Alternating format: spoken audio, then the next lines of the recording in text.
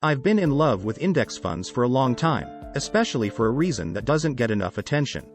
Lots of financial writers correctly praise index funds for their low costs, low turnover, low drama, massive and easy diversification, and numerous other attributes.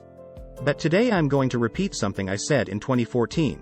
The number one reason you should love index funds is they will keep you out of the hands of pushy, unethical salespeople and brokers.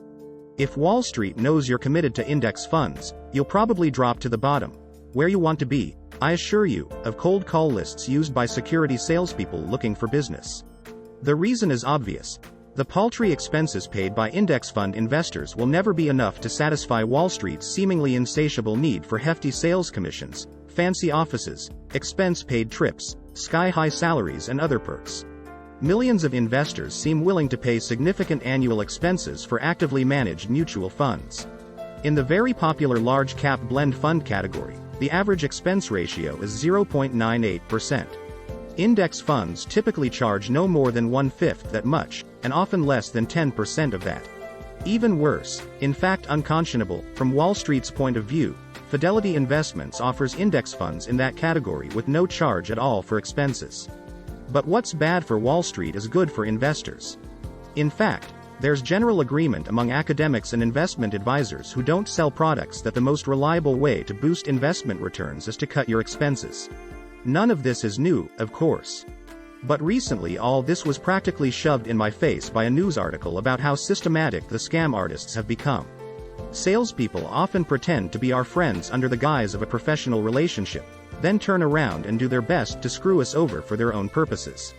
I'm sad to say that things haven't gotten better, as I learned from an article in Financial Planning magazine under this headline: Advisor who touts his holiday giving faces SEC fraud charges. The Securities and Exchange Commission alleged that the advisor, Keith Springer, most of whose clients are over 55, failed to tell those clients about millions of dollars in compensation he received for directing their investments into annuities and other high-cost products. Springer's Northern California radio show has a tagline that reads, "Invest for need, not for greed." Yet his sales agents were heavily incentivized to sell high-cost annuities, for which they could win free trips, high commissions, and tickets to concerts and sports events. The more annuities they sold, the more benefits they received. Now sure, I understand that salesmen should be paid for selling what they are paid to sell. But Springer's sales agents sold annuities, then somehow discovered that they could earn even more rewards by persuading clients to turn around and sell those annuities, incurring expensive surrender charges, so those same clients could buy new annuities. That, of course, generated new sales commissions. Great for the sales agent. Toxic for the client. A textbook example of a conflict of interest. Can you imagine somebody doing that to investors in index funds? I can't either.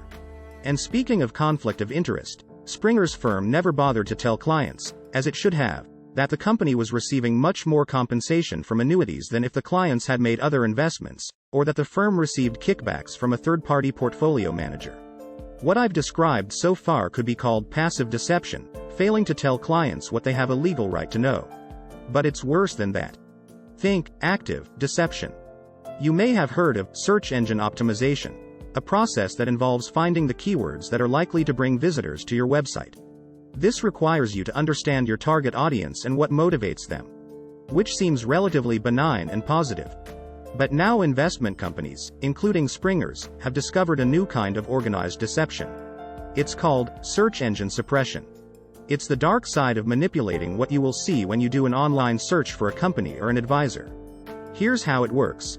In the old days of the internet, I used to occasionally do a search for pros and cons related to one of the industry's largest advisory firms, which spends tons of money on advertising, has lots of fans, but also thousands of detractors.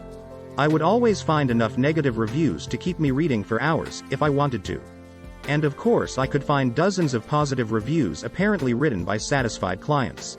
What's different now is that I still get the gushing positive links but only a few negative ones from people complaining about relatively minor infractions like not returning phone calls reliably.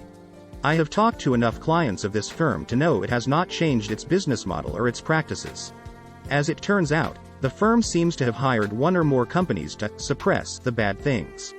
Suppression companies promise in their advertising that they will use patented technology to bury negative blogs, articles, legal links and bad press so they can be found only by scrolling through multiple pages of search results, far from the top hits. Back to index funds. Investors in index funds don't have to worry about these tactics, because there are no lucrative sales commissions or fees to attract shady third parties. When you invest in index funds, you don't have to monitor a fund manager or pay attention to the ups and downs of what analysts think of individual stocks. In fact, index funds are boring, and that's a good thing for investors who want to adopt a strategy and then let it do its thing.